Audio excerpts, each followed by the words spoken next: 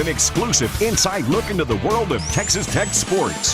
This is Red Raider Nation. Hey there, welcome into Red Raider Nation. I'm Andrew Doak. Last season, Texas Tech's lightest defensive back was around 173 pounds. I'm at 190. Now, I was never close to playing Division I football, but even at my weight, I'd be a little nervous to tackle a Big 12 football player. Sometimes we can overanalyze things in football like it wasn't the right coverage. That guy didn't know his responsibility, when in reality, it might be as simple as Texas Tech just didn't have a guy who could cover one of the league's best wide receivers last season, period. David Gibbs is hopeful this year he does.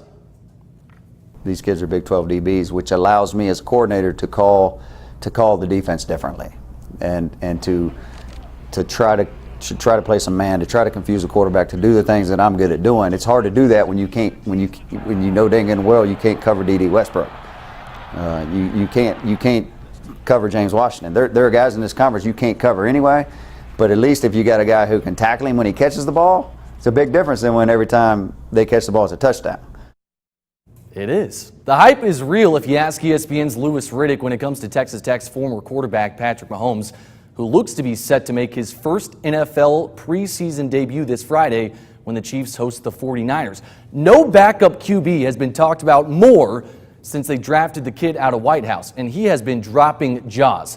They told him the throws he made at Texas Tech wouldn't work at the next level, but so far they are, and he is leaving most of the Chiefs coaching staff checking their pulse, looking around saying, hold on to your butts. The kid has people's heads spinning as far as the throws he is making. I'm just telling you, there are people down in Kansas City who are like literally grabbing themselves around the shoulders going, let's slow down here. Because there's some throws that he is making in 11-on-11 and 7-on-7 situations that literally you just stop the film and you go, did he just do that? The same kind of things that you saw at Texas Tech, but people were going, hey, he won't be able to do that in the NFL. You can't get away with that in the NFL. Well, so far, even though it's practice and it's not against a live rush and not against an opponent that's game planning for you, people are going, okay, guys, let's just make sure that we stay calm here. I really cannot wait for that kid to get going in the NFL. So fun to watch.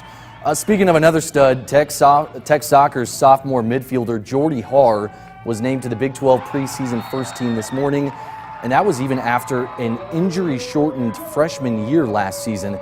Just goes to show how much the league knows how good of a player she can be. She was a two-time Gatorade Girls Soccer Player of the Year in Texas before she came to Tech. So she's a baller, especially if she can get a full season out of it. Yeah. And Tech Soccer, by the way, they're back on the field. They have an exhibition game in Denver on Saturday. So Ooh, season is here for them. Yeah, it is. All right, thanks, Andrew. We'll be back.